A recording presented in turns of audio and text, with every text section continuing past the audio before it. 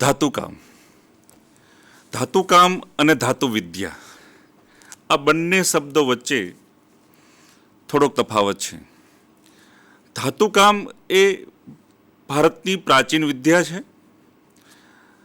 ભારતની અંદર જ્યારે ધાતુ યુગની શરૂઆત થઈ, પાષાણ યુગ પછીના સમયમાં ધાતુ વિદ્યાનો વિકાસ થયો હતો અને વિવિધ પ્રકારની જે ધાતુઓ છે એ ધાતુઓમાંથી ખાસ કરીને વાસણો બનાવવા, પાત્રો બનાવવા, તદુપરાંત યુદ્ધો માટેના અસ્ત્રો, શસ્ત્રો, મૂર્તિઓ અને હથિયારો બનાવવામાં આવતા હતા.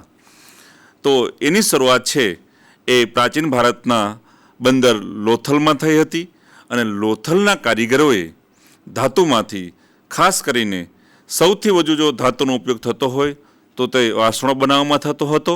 અહીં આપણે વિડીયોમાં જોઈ શકો છો કે તે વખતના કારીગરોએ કેવી સૂઝબૂઝ અને કોઠાસૂઝથી એક જ વાસણની અંદર વિવિધ પ્રકારના સમગ્ર રસોડાના તમામ પ્રકારના વાસણો અંદર આવી જાય તે રીતના વાસણો બનાવેલા હતા. અહીંયા એક પ્રાચીન સમયના ખાસ કરીને કંસારા સમાજના જે લોકો છે તે વાસણના વ્યવસાય સાથે સંકળાયેલા છે. અહીંયા વિડીયોની અંદર આપ રસોડાની અંદર વિવિધ પ્રકારના રસોઈના વાસણો જોઈ શકો છો. તદુપરાંત પાણી ભરવા માટેના અને રાંધવા માટેના વાસણો અહીં નિહાળી શકો છો.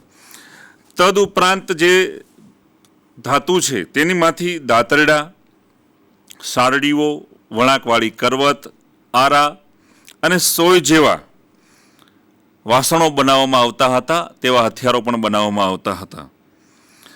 એનાથી વિશેષ સોના અને ચાંદીમાંથી પણ ઘરેણાં તો બનતા, પણ ખાસ કરીને શ્રીમંત વર્ગના લોકો પોતાના ઘરની અંદર તેમાંથી કિંમતી વસ્તુઓ પણ બનાવવામાં આવતી હતી, તેનો ઉપયોગ કરતા હતા. પાષાણ યુગ પછી ધાતુયુગની અંદર સર્વપ્રથમ તાંબુ એટલે તામ્રયુગ, પછી પિત્તળના વાસણનો શરૂઆત થઈ એટલે આખો, અને ત્યારબાદ કાંસામાંથી કાંસ્ય યુગની શરૂઆત આપણે ત્યાં થઈ હતી અને અત્યારે લોહયુગ અને પ્લાસ્ટિક અને ફાઇબર યુગ અને છેલ્લે કાચનો ગ્લાસ યુગ અત્યારે ચાલી રહ્યો છે. તો આ ધાતુ કામ કલાની માહિતી છે. ધાતુ વિદ્યાની વાત કરીએ તો ધાતુ વિદ્યાનો પણ સંબંધ વ્યક્તિના વ્યવહારિક જીવન સાથે વણાયેલો છે. પ્રાચીન ભારતે ધાતુ વિદ્યામાં અદ્વિતીય સિદ્ધિઓ હાંસલ કરી હતી.